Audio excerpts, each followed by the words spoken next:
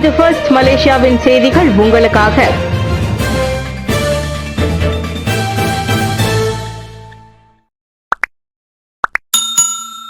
உடம்புபிடி நிலையத்தில் அதிரடி சோதனை, 18 சட்டவிரோத குடியேறிகள் கைது.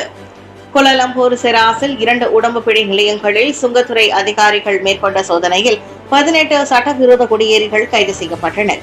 இரவு 8 மணி அளவில் தொடங்கிய அந்த சோதனையில் 9 தாய்லாந்து பெண்களும், சீனாவை சேர்ந்த 2 பெண்களும், இந்தோனேசியாவை சேர்ந்த 4 பெண்களும், 3 ஆடவர்களும் கைது செய்யப்பட்டதாக கோலாலம்பூர் குடிநுழைவுத்துறையின் இயக்குநர் வான் முகமது சவி வான் யூசுப் தெரிவித்தார்.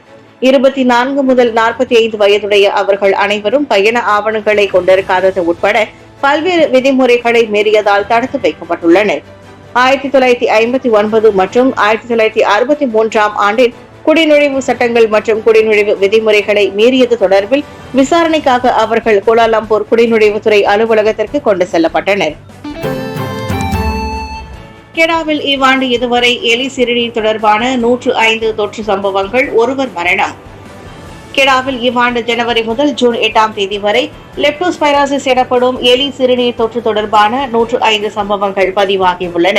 அந்த தொற்றுக்கு உள்ளானவர்களில் ஒருவர் உயிரிழந்துள்ளார். கெடா மாநில சுகாதாரத்துறை மேற்கொண்ட ரத்த மற்றும் ஆய்வு கூட பரிசோதனை மூலம் எலி சிறுநீர் தொற்று குறித்த சம்பவங்கள் கண்டறியப்பட்டதாக கெடா சுகாதார இயக்குநர் டாக்டர் இஸ்முனி பஹாரி தெரிவித்தார்.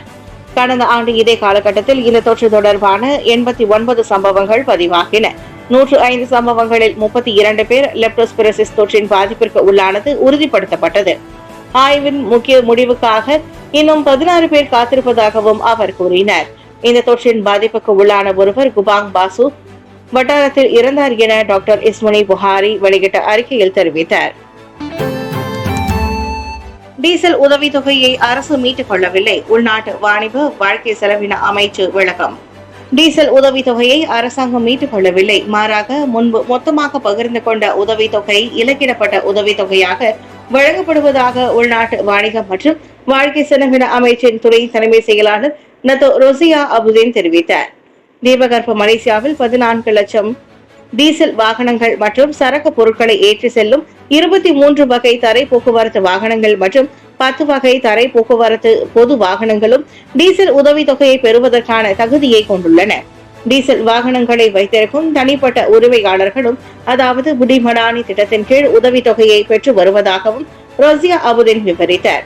2019 ஆண்டில் டீசலுக்கான உதவித்தொகையாக 1.4 பில்லியன் ரிங்கெட்டும், 2022 ஆண்டில் 20 பில்லியன் ரிங்கெட்டும், கடந்த ஆண்டில் 14.3 பில்லியன் ரிங்கெட்டும் டீசலுக்கு உதவித்தொகையாக வழங்கப்பட்டதாக அவர் கூறினார். அடுக்குமாடி வீடமைப்பு திட்டத்தினால் கிண்டாரா தமிழ் பள்ளியின் ஒரு பகுதி வேறு இடத்திற்கு மாற்றப்படலாம். டிபிகேஎல் அடுக்குமாடி வீடமைப்பு திட்டத்தினால் கிண்டாரா தமிழ் பள்ளியின் ஒரு பகுதி வேறு இடத்திற்கு மாற்றப்படலாம் என கோலாலம்பூர் மாநகர் மன்றம் டிபிகேஎல் தெரிவித்திருக்கிறது. இந்த வீடமைப்பு திட்டத்திற்கு அருகே உள்ள சாலையை மேம்படுத்தும் திட்டத்தினால் கிண்டாரா தோட்ட தமிழ் பள்ளியின் சில கட்டிடங்கள் உடைப்படக்கூடும் என தெரிவிக்கப்பட்டுள்ளது. அடுக்குமாடி திட்டத்தினால் கிண்டாரா தோட்ட தமிழ் பள்ளியின் ஒரு பகுதி இதர இடத்தில் மாற்றுவதற்கு பொருத்தமான இடத்தை அடையாளம் காணும்படி சுபாங்ஜயா நகராண்மை கழகம் நிலம் மற்றும் சுங்கத்துறை கேட்டுக் கொண்டுள்ளது. மேம்பாட்டாளர் முறையான இழப்பீடு வழங்காவிட்டால் தனது நிலத்தின் ஒரு பகுதியை ஒப்படைக்க முடியாது என பூச்சோங்கில் உள்ள கிண்டாரா தோட்ட தமிழ் பள்ளி கடந்த மார்ச் மாதம் தெரிவித்ததாக இணையதள பதிவேடு ஒன்று தகவல் வெளியிட்டிருந்தது. அந்த பள்ளியின் 3000 சதுர அடி நிலத்தை ஜாலான் மாஸ் சாலை விரிவாக்கத்திற்கு கிண்டாரா தோட்ட தமிழ் பள்ளி ஒப்படைத்ததால் அதற்கு 50,000 ரிங்கெட் இழப்பீடு தருவதாக மேம்பாட்டு நிறுவனம் முன்வந்ததாக தெரிகிறது. சாலை விரிவாக்க பணியினால் அந்த தமிழ் பள்ளியின் பாலப்பள்ளி மற்றும் சிற்றுண்டி நிலையம் இடிக்கப்பட வேண்டிய சூழ்நிலை ஏற்படும் என்பதால் இந்த பள்ளியில் பதிவு செய்துள்ள 700 மாணவர்கள் பாதிப்பை எதிர்நோக்கக்கூடும் சூழ்நிலை ஏற்பட்டுள்ளதாகவும் தகவல்கள் வெளியாகின. நிரந்தர வைப்பு தொகை கணக்கில் இருந்து 24.2 மில்லியன் ரிங்கெட் மீட்பு. சந்தேக பேர் வழிகள் 1 லட்சம் ரிங்கெட் முதல் 2,40,000 ரிங்கெட் வரை கமிஷன் பெற்றனர். சபா கோத்தகினபாலுவில் உள்ள வங்கியில் பல்வேறு வைப்பு தொகை கணக்கிலிருந்து 24.2 மில்லியன் ரிங்கெட் மோசடிகள் சம்பந்தப்பட்ட வங்கி ஊழியர்கள் 1 லட்சம் ரிங்கெட் முதல் 2,40,000 ரிங்கெட் வரை கமிஷன் பெற்றுள்ளனர். வங்கி ஊழியர் ஒருவரிடம் அணுக்கமான நட்புறவை கொண்ட உள்நாட்டு பெண் ஒருவர் ஆக கடைசியாக கைது செய்யப்பட்டுள்ளார். இதன் வழி மொத்தம் 14 பேர் கைது செய்யப்பட்டுள்ளதாக புக்கிட்டமான் வர்த்தக குற்றவியல் விசாரணை துறையின் இயக்குனர் டத்தோஸ்ரீ ரம்லி முகமது யூசுப் தெரிவித்தார்.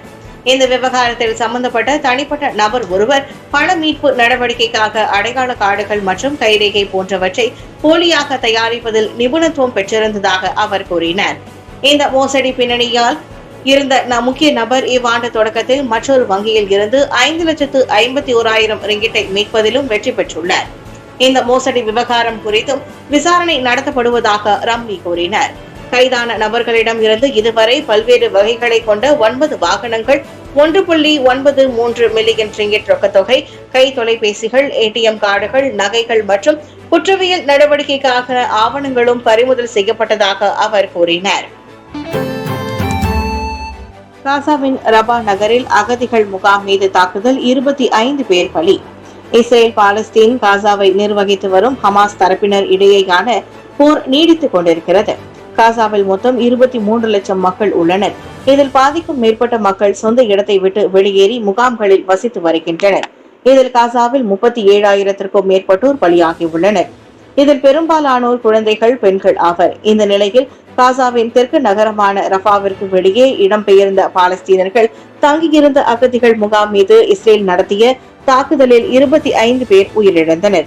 50 பேர் காயமடைந்துள்ளதாகவும் காசாவின் ஹமாஸ் தரப்பினர் தெரிவித்தனர்.